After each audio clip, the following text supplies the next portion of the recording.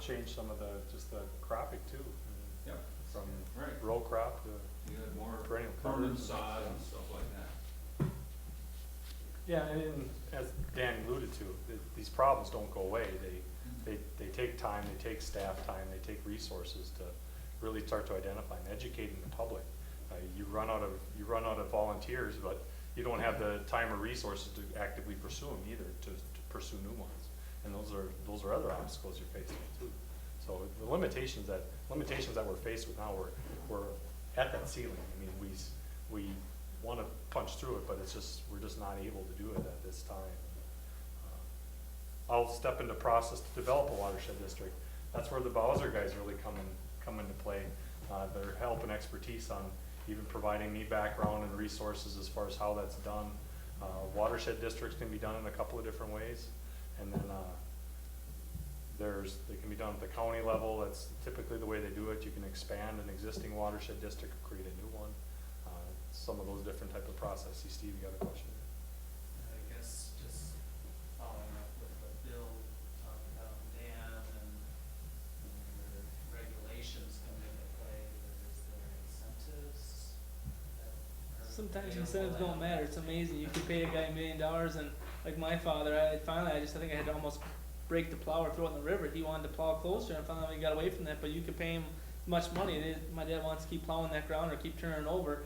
Some farmers bite on it, some don't. So it all depends on where they stand. So. Is that what current watershed districts utilize some of their funding for? Yeah, Things like that or other general types of projects, improvements? CRP incentive. We do a lot of CRP incentive to help the farmer. If he's going to put it back into CRP, we'll pay for some additional seeding so he gets upgraded. Or with Middle Fork, we do a lot of lake projects with them. The North Fork does a lot of ditch modernization. They do a lot of conservation drainage, help the farmer put some stop blocks in, hold some water on his property during those crucial sensitive times.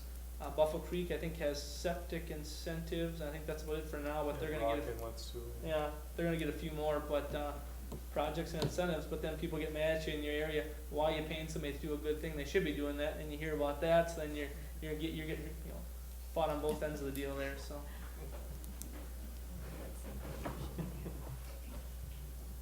If one of you guys from Bowser can touch on the development of a watershed district, how you accomplish that, the process, involvement at the county level, how cities stay involved with that process. Well, I was just going to mention that, and you briefly had it in your comments. You've got a joint powers board of the Crow right now. There's some possibilities that you can delve into. One is to create a new watershed district for the remainder of the South Fork of the Crow River. Another would be to expand and merge with the Buffalo Creek Watershed District and make it a true South Fork Crow River, because both Buffalo Creek and South Fork are two tributaries of the 8-digit hydrologic unit. Or you could use expanded powers of the county water plan, and each county could ad valorem more money for projects and for activities in their counties, to get more projects done also. Those are kind of three options. You've got what you've got now with the Crow Joint Powers Board, create a new watershed district, expand and merge with the other one, or use a different statutory authority, and that's county government. And I'm going to turn it over to Travis, because Travis is more of our expert on our staff on the creation of a watershed district, and he can explain the process you would go through just from the start. So Travis? Well, real briefly, I guess, and I made some copies here in terms of some procedures for establishing a district. This is also on our website, but just for some background information. Basically, it really entails a lot of effort locally to gather support. In fact, the last watershed district, I believe, that was created was probably the Cedar, and that was back in 2007. So it's not something that happens all that frequently. And it certainly hasn't happened a lot since the county water plan went into effect back in, what is it, 87? I believe, because some of that was taken care of at a local level. But certainly, you brought up issues in reference to problems or concerns that you're having, and in essence, a watershed district is something that deals with multi-jurisdictional concerns on a basin level. So you're gonna have to, if you wanna pursue that, gather a lot of support locally with the various counties. In essence, what it entails is you need to submit a petition to the Board of Water and Soil Resources with the representative number of signatures on there, and there is a category on that. I guess I don't want to go into all that detail because I'm not sure if that's the direction that the city or the county wants to go at this point in time. And submit that to Bowser with a general map. It doesn't have to be that detailed, but a general map. If the petition is deemed a valid petition, there's a series of procedures that we need to go through. I mean, the end result is that on a minimal scale, it's going to be 6 to 8 months before that process is completed, probably longer. It needs to go out to the Department of Natural Resources. They need to review it and provide recommendations back to the board. The board has to send the petition out to one of its subcommittees. In this case, it'd be the Southern Region Water Planning Committee. They need to verify that the signatures are correct, and then it proceeds with a recommendation for a hearing. The board would have a hearing somewhere within the boundary of the proposed watershed district. And the main purpose of that hearing is to allow the public to provide testimony and documents in reference to support or against the watershed, the establishment of the watershed district. Just to give you an example, I just recently was involved in a process just up in Wilkin County where the county submitted a petition to establish a watershed district. In fact, 4 years of gathering support with a neighboring county, that being Otter Tail, to try to move forward with establishment of this Upper Red, Lower Otter Tail watershed district. And the end result is, after 4 years of public hearing, multiple public hearings, in fact, what ended up happening is they expanded the Buffalo Red River watershed district to cover this area. One of the reasons for that is you get a lot of opposition locally because everybody foresees that this is an added tax, added levy. People come out, they don't want any additional taxes, and that's why you really have to gather support and start with townships, county boards. Certainly it would be beneficial to have resolutions of support from the various counties, even down to the township board level, cities. But that being said, the other benefit to enlarging an existing watershed is you already have the administrative capabilities there. You might have to add staff, you might have to maybe petition to increase the number of managers to have more of a geographical distribution of managers, but there's already something there present. With the establishment, once and if it is ordered by the board to be established, then you have to move forward with establishing a plan.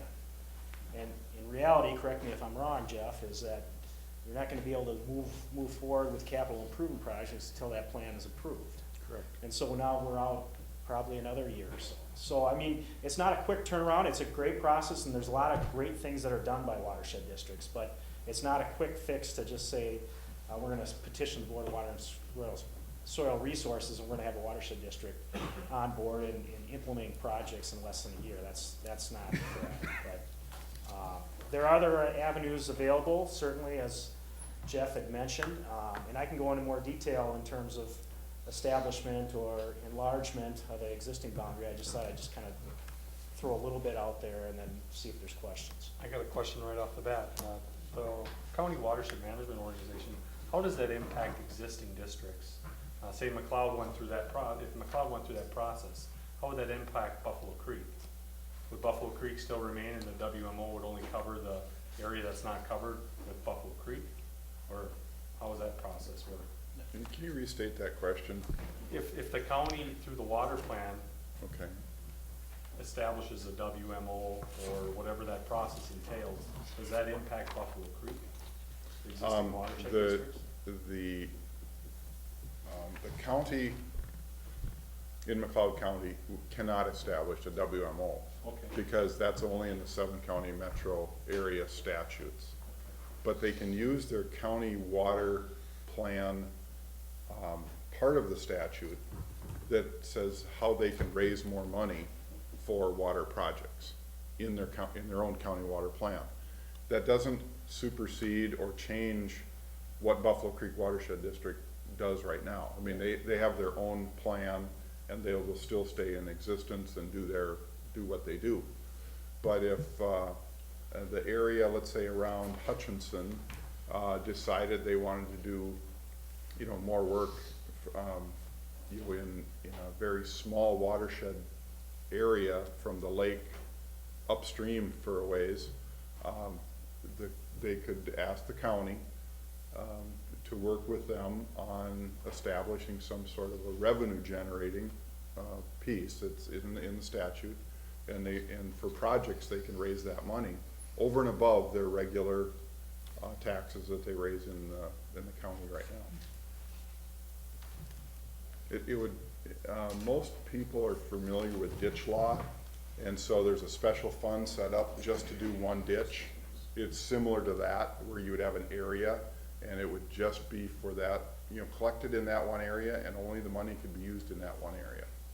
Like an assessment district. Yeah. I do have a copy of that statute I'll pass along as well.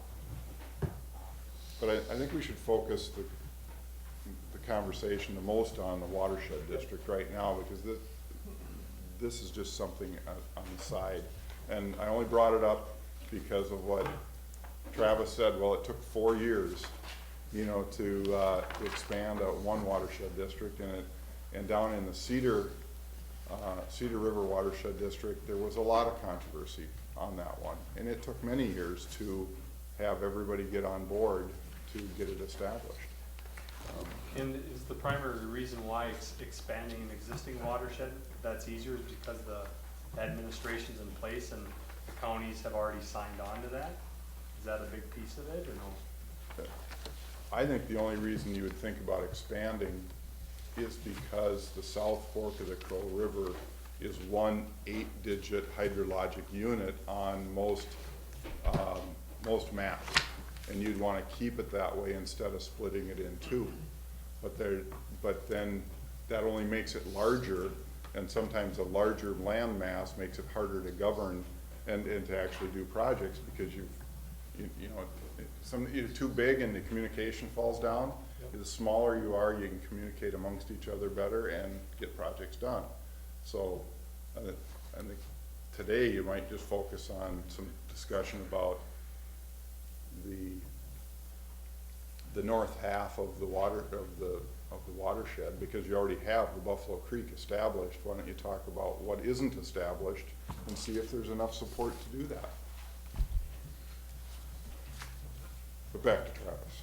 No, I was just thinking, and maybe this is a side note not worth mentioning, but I recall when Turtle Creek, which is down in, what county is that? That's Mower County. There was a lot of opposition at that time, and some of the opposition was geared towards, and we had heard it up in Wilton County as well, as the Soil and Water Conservation District and the County Water Plan, all these other existing entities can address your issue.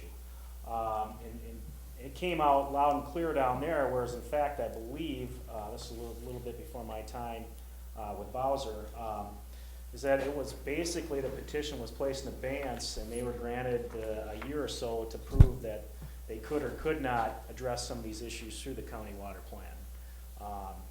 So, I mean, I just threw that out there as well, as that's something that was done in the past. It's certainly an avenue to look at, but it sounds like you want to extend this beyond the city boundaries and maybe beyond the county boundaries, and in fact that would be more geared towards a watershed district. When you see some of these take place, I can kind of see where it could be a phased approach, where you start with the lake association here. That's going to be a lot easier to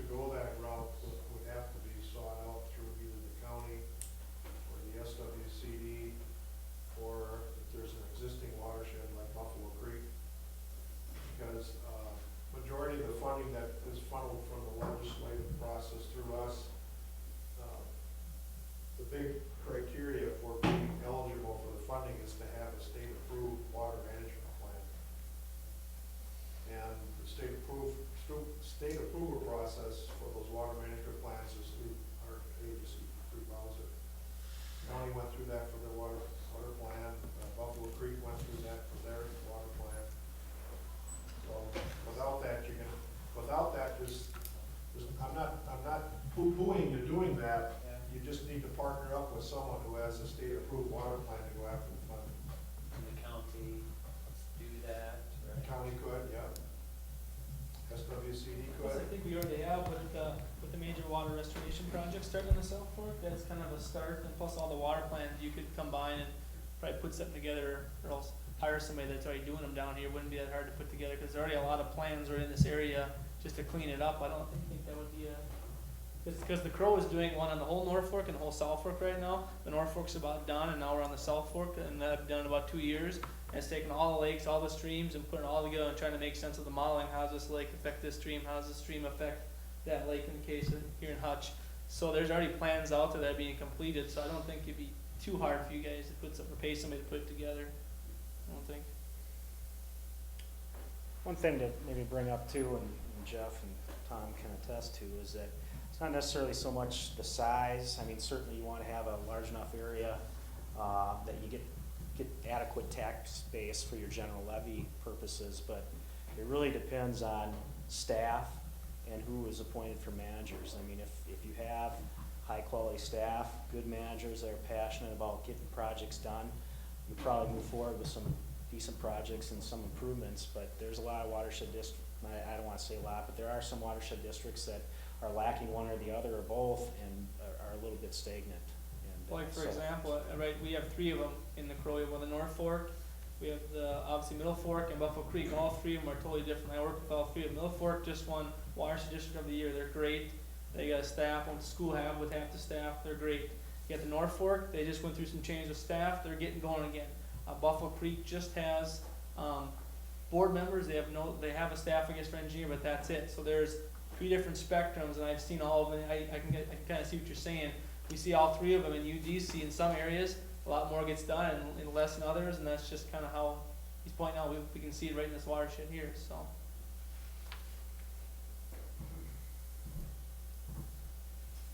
So what type of funding is actually available? Is it through legacy dollars? The clean water funding right now is the biggest one we've ever had. There'll be another round of funding opportunities starting August 1st. Is that an annual Right now it is, application? yeah. Could change.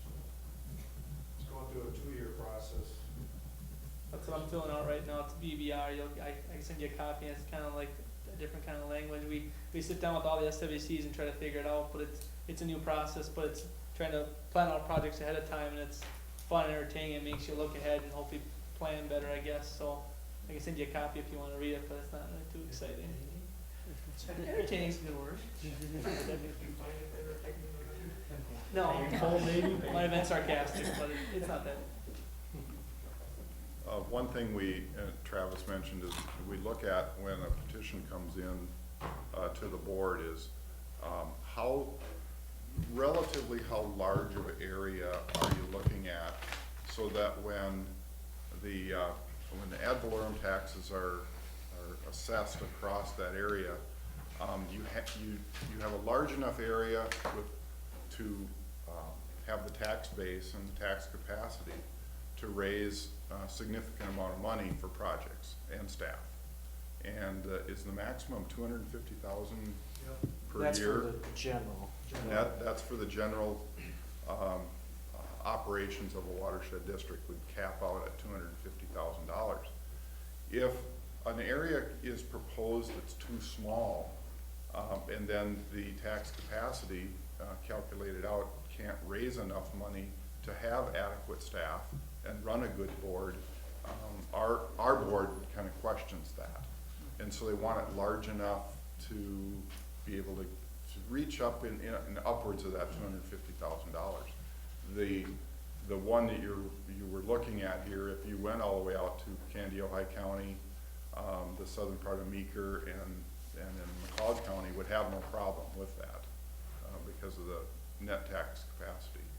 But we have had some proposed that are just too small, and you look at them and you say, you're just not going to be able to get anything done. And so you got to have enough to be able to do that. And then on top of that, then the project work can be assessed as special capital projects no ma- you know, if it was on some lake or on a certain stream or certain areas, the capital improvements to the watershed can be in addition to that 250,000, but that takes an activity that you need to have it in your plan so the public can comment on that. And does the whole watershed pay towards that Yeah. improvement? It's assessed for that. Yeah.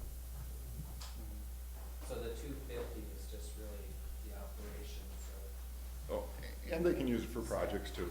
It's up to the board. The board of managers can use it for projects too. And plan development a little bit, right?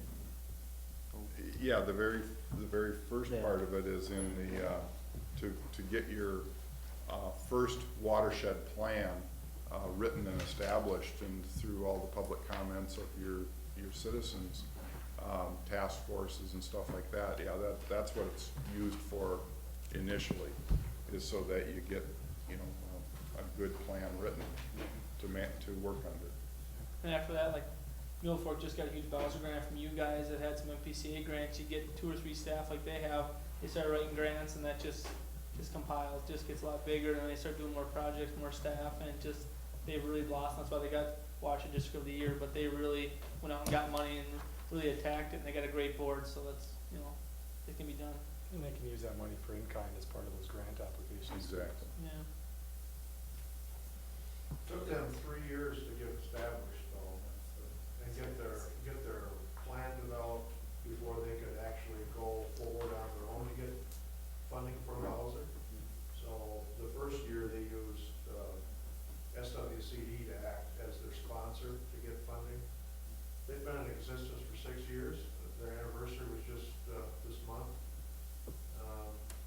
3 staff, took them 3 years to get things in place, and they're going gangbusters. Building a building. Yeah, they're going for a building this year. Well, that's another thing, and again, I don't know enough about some of these watershed districts out here, but, you know, when you enlarge the existing watershed district, you know, within a year typically, we require that their plan be amended to incorporate that new area. So, I mean, you already have a basis or a premise of a plan to work off of, and certainly can add to it, but, you know, that's another, I guess, if one wants to see it as a benefit as well. I'll do you one a little better. Buffalo Creek's plan expires December of next year, so they gotta redo their. Yeah.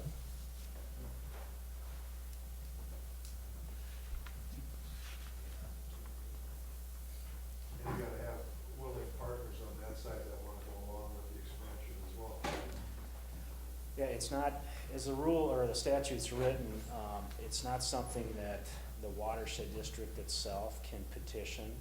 It has to be, it goes back to the establishment petition requirements, and at the time a district is established, you don't have a watershed district, so it's either the counties or the cities or the residents that petition the state to establish a watershed district. The same thing would occur when you look at enlarging. So it'd be, you know, in most cases, it's the counties, and then you have a letter of support or a resolution from that district, you know, that they're in favor of it. So,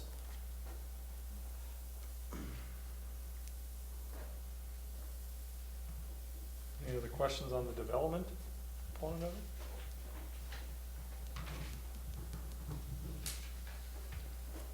Yes, Dan, just from the pro, it sounds like from Bowser, there's not funding opportunities, but from the pros aspect, if we did this local lake association, would there be funding for specific projects possibly? Yeah, that's what we just write grants, and basically every county, I can tell you how joint powers works.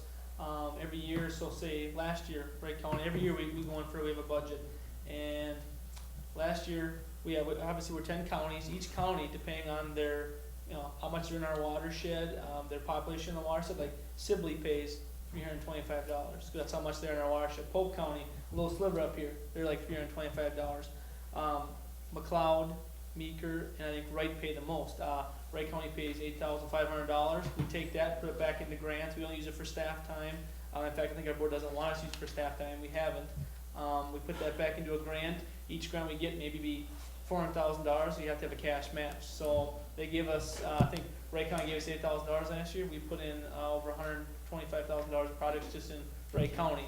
McCall County, same thing. They might give us $5,000. We'll put in this. So you know, it depends. We have money for all sorts of projects. We help lake associations, that kind of stuff. So it kind of depends what they want, I guess. I don't know. Local policymaker support, next item on the agenda. Thoughts from the city level, county? Interested, not so much?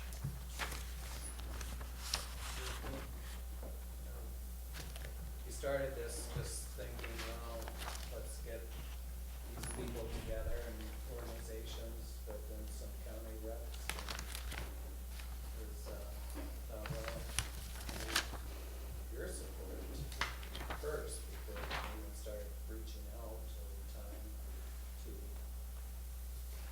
other local governments as well, so.